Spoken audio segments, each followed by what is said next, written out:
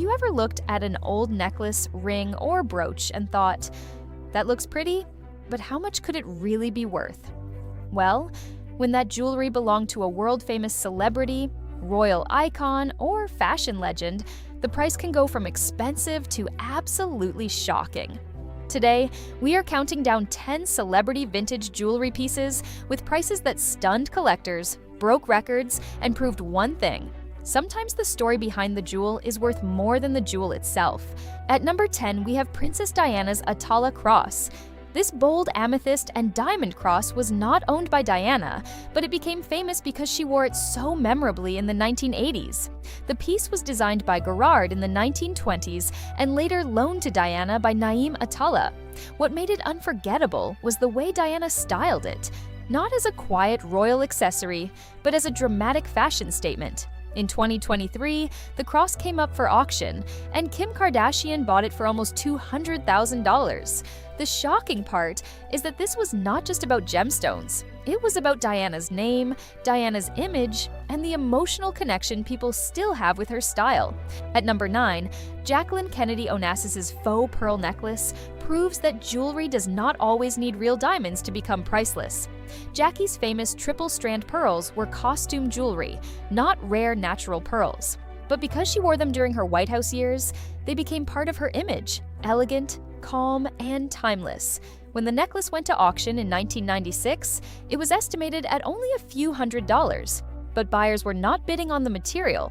They were bidding on the memory of Jackie Kennedy. The necklace sold for $211,500, turning a simple faux pearl piece into one of the most famous celebrity jewelry sales ever. At number 8, Audrey Hepburn's Tiffany & Co. gold bangle shocked collectors because it connected two powerful names: Audrey Hepburn and Tiffany. Audrey became forever linked with the jewelry world through Breakfast at Tiffany's, even though the bangle itself came later as a gift from director Steven Spielberg. When her personal collection went to auction, fans fought hard for anything connected to her style and legacy. The gold bangle sold for more than $447,000. That is an incredible price for a bracelet that was not covered in giant diamonds. But Audrey's name changed everything. Her elegance made even a simple jewel feel cinematic. At number 7, Marilyn Monroe's Moon of Baroda diamond brought together Hollywood glamour, royal history, and a little mystery. This 24-karat fancy yellow diamond had a long history before Marilyn ever wore it. But once she appeared with it during the Gentlemen Prefer Blondes era, it became part of her legend. Marilyn did not need the largest diamond in the world to make people look. She had that star power naturally. But when a rare diamond is connected to Marilyn Monroe, the price rises fast. The Moon of Baroda sold for around $1.3 million, proving that a celebrity photo can sometimes transform a historic gemstone into pop culture treasure. At number 6, the Duchess of Windsor's Cartier flamingo brooch is one of the most colorful pieces on this list. Wallis Simpson, the Duchess of Windsor, was known for daring jewelry, and this brooch perfectly matched her personality. Made with rubies, sapphires, emeralds, citrines, and diamonds, it looked playful, luxurious, and completely unforgettable. But the brooch was not just beautiful. It was tied to one of the most famous love stories in royal history: Edward VIII giving up the throne and marrying Wallis. When the piece went to auction, it sold for over $1.7 million.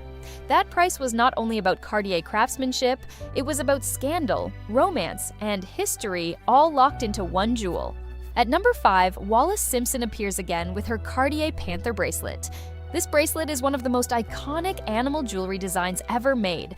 The panther curves around the wrist with diamonds and onyx, looking powerful, elegant, and slightly dangerous. It was made by Cartier in 1952 and became one of Wallis's signature pieces. When it sold at Sotheby's in 2010, it reached more than $4.5 million, setting a huge record at the time. What makes this price shocking is that the bracelet was even missing some small stones, but collectors did not care. The design, the Cartier name, and the Duchess of Windsor's story made it irresistible. At number 4, the Rockefeller Emerald Ring shows how old money jewelry can become auction gold. This ring featured an 18.04-karat emerald set in platinum and diamonds by Raymond Yard in 1948. The emerald belonged to the Rockefeller family, one of America's most powerful names. When it came to auction in 2017, it sold for $5.5 million.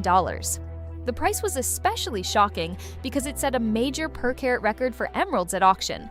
Emeralds are loved for their color, but this one had something more: family prestige, rarity, and a clean old-world design. It was not loud, but it was powerful. At number 3, Elizabeth Taylor's famous 33.19-carat diamond ring deserves a major place on this list. Originally known as the Krupp diamond, it was bought by Richard Burton for Elizabeth Taylor in 1968. Taylor wore it constantly, and it became one of her favorite jewels. This was not just a diamond ring, it became part of her public identity. Elizabeth Taylor understood jewelry better than almost anyone in Hollywood, and when she wore a piece, it became famous. After her death, the ring was auctioned by Christie's and sold for more than $8.8 million. The stone was already incredible, but Taylor's ownership made it legendary. At number 2, Marie Antoinette's diamond bracelets take us far beyond Hollywood and into royal history. These bracelets were purchased by the French queen in the 1700s, before the French Revolution changed everything. The story behind them sounds almost like a movie. Hidden valuables, royal downfall, survival through generations, and diamonds that carried a tragic name through history. When the bracelets came to auction in 2021, they sold for over $9.35 million, far above their estimate. The shocking price came from more than diamonds. These were jewels connected to one of the most famous queens in history, and collectors knew they might never see anything like them again. And finally, at number 1, we have the Hutton Mendivani Jadit necklace. This necklace once belonged to Barbara Hutton, the Woolworth heiress and one of the most famous socialites of the 20th century. It featured 27 vivid Jadit beads with a Cartier clasp, and it was already considered one of the greatest Jadit jewels in the world. When it sold at Sotheby's in Hong Kong in 2014, it reached an unbelievable $27.44 million. That price made it the most expensive jade jewelry ever sold at auction. What makes this piece so shocking is that many viewers may not realize jadite can rival diamonds in value. But in the world of elite collectors, top-quality jadite is rare, emotional, cultural, and incredibly powerful. So, what do these 10 pieces tell us? They prove that vintage jewelry is not only about gold, diamonds, pearls, or gemstones.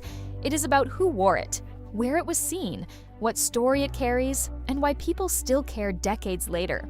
A faux pearl necklace can become worth over $200,000 because Jackie Kennedy wore it. A cross can sell for nearly $200,000 because Diana made it unforgettable. A diamond can become a legend because Marilyn Monroe or Elizabeth Taylor touched it. And a jade necklace can sell for more than most mansions because it belonged to the right person at the right moment in history. So next time you see an old brooch, ring, bracelet, or necklace sitting quietly in a box, remember this: vintage jewelry can hide unbelievable stories. And sometimes, the smallest piece in the room carries the biggest price tag.